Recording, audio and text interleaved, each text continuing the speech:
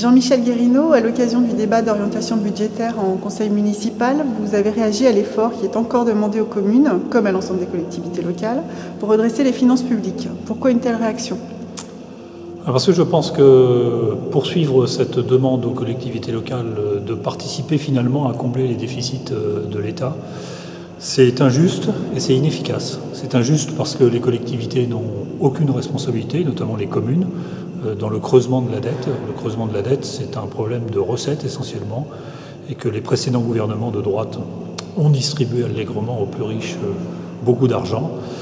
Et c'est inefficace parce que les collectivités aujourd'hui représentent l'essentiel de l'investissement public, les 3/4 de l'investissement public, et que si on leur enlève des moyens, ce sera moins d'investissement public, donc moins d'emplois, donc moins d'activité, et quelque part, quand on veut organiser une relance économique, c'est pas de cette manière-là qu'on s'y prend. Donc c'est inefficace, c'est injuste, c'est pas à cela qu'il faut s'attaquer. Mais alors concrètement, ça se traduit comment ? Alors ça s'est traduit sous la droite par la disparition de la taxe professionnelle, dont on a aujourd'hui les résultats, puisque c'est 8 milliards de moins qui sont aujourd'hui dans les caisses des communes ou des collectivités d'une manière générale. C'est avec ce gouvernement une hausse de la TVA sur des services essentiels comme les déchets, les transports, qui va coûter aux collectivités, avec en même temps une baisse des dotations aux collectivités. Ça se traduit pour une commune comme Bourges par 7 millions de moins par an aujourd'hui.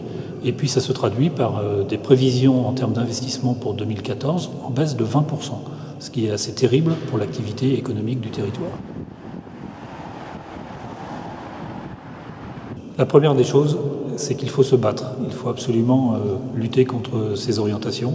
C'est le sens de l'adresse au Premier ministre que j'ai soumise au conseil municipal, de façon à faire en sorte que la ville de Bourges, les Berruyers, puissent se mobiliser contre ces orientations, demander un changement de cap sur les questions de fiscalité.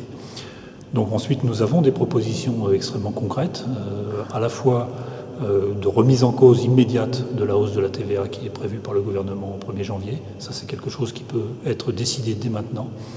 Ensuite, nous proposons de lutter contre l'évasion fiscale d'une manière beaucoup plus forte, de façon à remobiliser dans notre territoire et dans notre pays les milliards d'euros qui s'en vont à l'étranger. Et puis, nous proposons une taxation des entreprises renouvelée qui prenne en compte les actifs financiers des entreprises et notamment des grandes entreprises, même avec une taxe modeste qui permettrait de développer là aussi une vraie péréquation, une vraie solidarité entre les territoires avec des moyens. Et puis la quatrième proposition que nous portons depuis longtemps, c'est de faire en sorte que les revenus des concitoyens soient pris en compte dans le calcul de la taxe d'habitation de façon à rendre celle-ci plus juste.